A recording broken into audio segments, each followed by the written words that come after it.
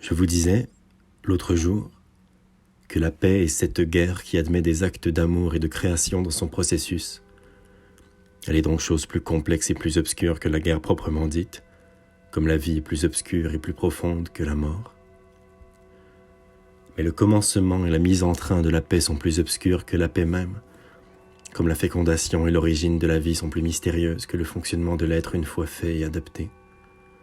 Tout le monde aujourd'hui a la perception de ce mystère comme d'une sensation actuelle. Quelques hommes, sans doute, doivent percevoir leur propre moi comme positivement partie de ce mystère.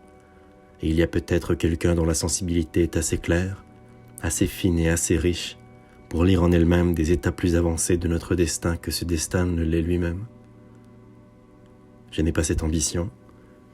Les choses du monde ne m'intéressent que sous le rapport de l'intellect, tout par rapport à l'intellect. Bacon dirait que cet intellect est une idole. J'y consens, mais je n'en ai pas trouvé de meilleur. Je pense donc à l'établissement de la paix en tant qu'il intéresse l'intellect et les choses de l'intellect. Ce point de vue est faux, puisqu'il sépare l'esprit de tout le reste des activités. Mais cette opération abstraite et cette falsification sont inévitables. Tout point de vue est faux. Une première pensée apparaît, l'idée de culture, d'intelligence, d'œuvre magistrale est pour nous dans une relation très ancienne, tellement ancienne que nous remontons rarement jusqu'à elle avec l'idée d'Europe. Les autres parties du monde ont eu des civilisations admirables, des poètes du premier ordre, des constructeurs et même des savants, mais aucune partie du monde n'a possédé cette singulière propriété physique, le plus intense pouvoir émissif uni au plus intense pouvoir absorbant. Tout est venu à l'Europe et tout en est venu, ou presque tout. Or l'heure actuelle comporte cette question capitale. L'Europe va-t-elle garder sa prééminence dans tous les genres ? L'Europe deviendra-t-elle ce qu'elle est en réalité, c'est-à-dire un petit cap du continent asiatique, ou bien l'Europe restera-t-elle ce qu'elle paraît, c'est-à-dire la partie précieuse de l'univers terrestre, la perle de la sphère, le cerveau d'un vaste corps ? Qu'on me permette, pour faire saisir toute la rigueur de cette alternative, de développer ici une sorte de théorème fondamental. Considérez un planisphère. Sur ce planisphère, l'ensemble des terres habitables. Cet ensemble se divise en régions, et dans chacune de ces régions, une certaine densité de peuples, une certaine qualité des hommes. À chacune de ces régions correspond aussi une richesse naturelle. Un sol plus ou moins fécond, un sous-sol plus ou moins précieux, un territoire plus ou moins irrigué, plus ou moins facile à équiper pour les transports, etc.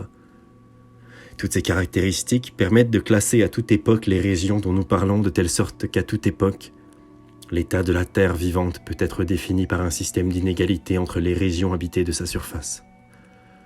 À chaque instant, l'histoire de l'instant suivant dépend de cette inégalité donnée. Examinons maintenant non pas cette classification théorique, mais la classification qui existait encore dans la réalité. Nous apercevons un fait bien remarquable et qui nous est extrêmement familier. La petite région européenne figure en tête de la classification depuis des siècles. Malgré sa faible étendue, et quoique la richesse du sol n'y soit pas extraordinaire, elle domine le tableau. Par quel miracle ? Certainement, le miracle doit résider dans la qualité de sa population.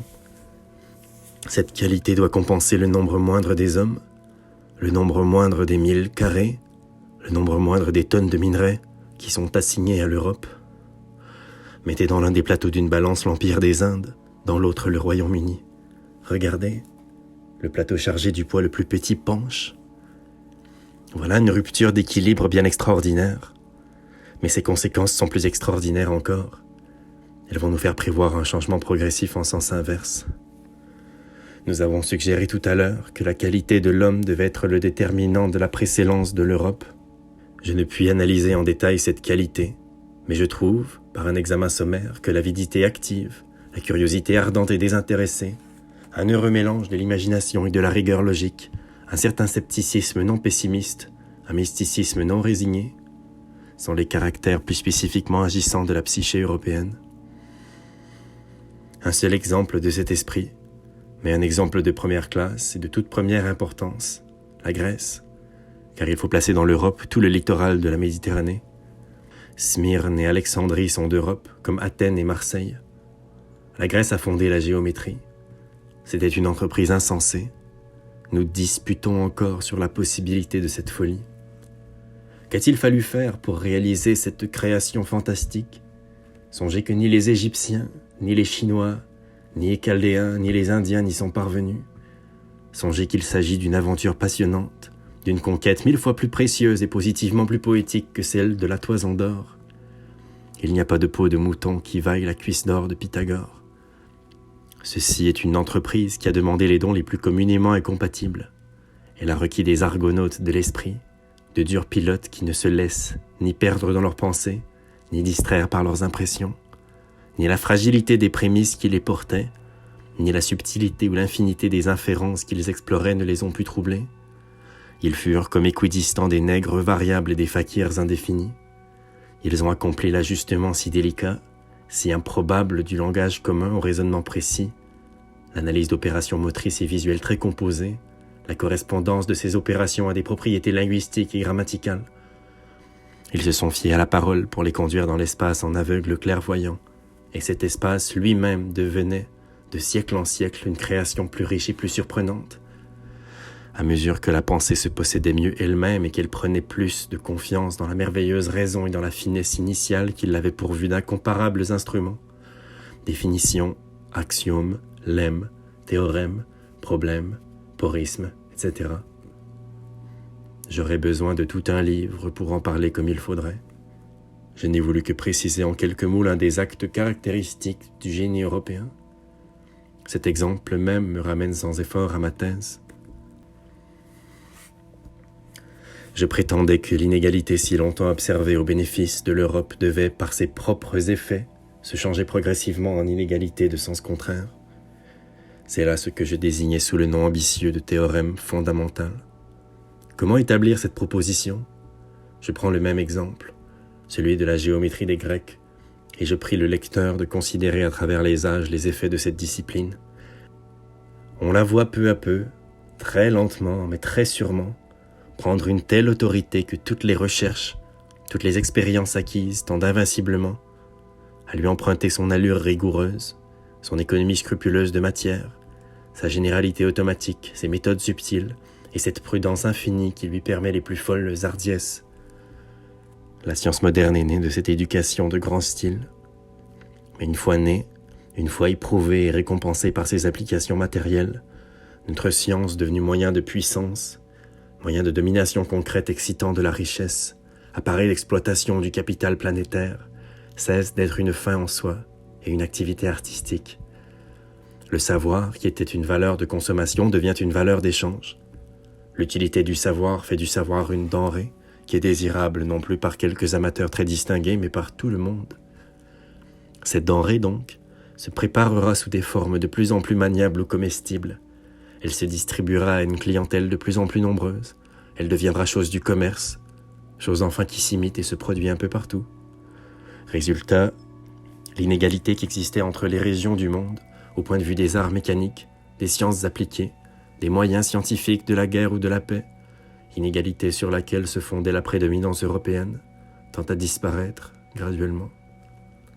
Donc, la classification des régions habitables du monde tend à devenir telle que la grandeur matérielle, brute, les éléments de statistique, les nombres, population, superficie, matières premières, détermine enfin exclusivement ce classement des compartiments du globe. Et donc la balance qui penchait de notre côté, quoique nous paraissions plus légers, commence à nous faire doucement remonter, comme si nous avions sottement fait passer dans l'autre plateau le mystérieux appoint qui était avec nous. Nous avons étourdiment rendu les forces proportionnelles aux masses.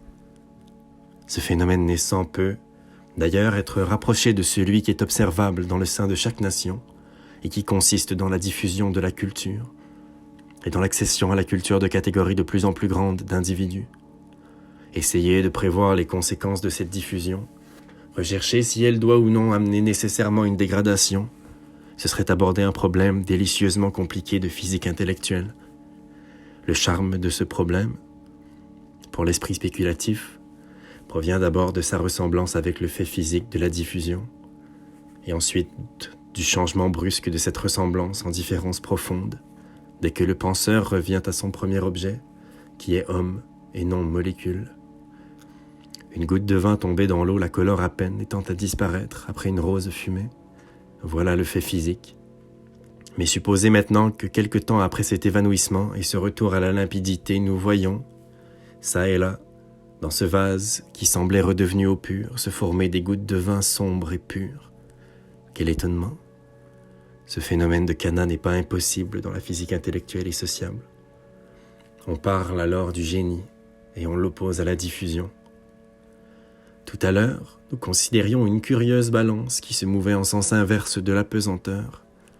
Nous regardons à présent un système liquide passer, comme spontanément, de l'homogène à l'hétérogène, du mélange intime à la séparation nette. Ce sont des images paradoxales qui donnent la représentation la plus simple et la plus pratique du rôle dans le monde de ce qu'on appelle, depuis 5 ou 10 000 ans, esprit. Mais l'esprit européen, ou du moins ce qu'il contient de plus précieux, est-il totalement diffusible? Le phénomène de la mise en exploitation du globe, le phénomène de l'égalisation des techniques et le phénomène démocratique qui font prévoir une diminutio capitis de l'Europe, doivent-ils être pris comme décision absolue du destin? Ou avons-nous quelque liberté contre cette menaçante conjuration des choses? C'est peut-être en cherchant cette liberté qu'on la crée, mais pour une telle recherche, il faut abandonner pour un temps la considération des ensembles et étudier dans l'individu pensant la lutte de la vie personnelle avec la vie sociale.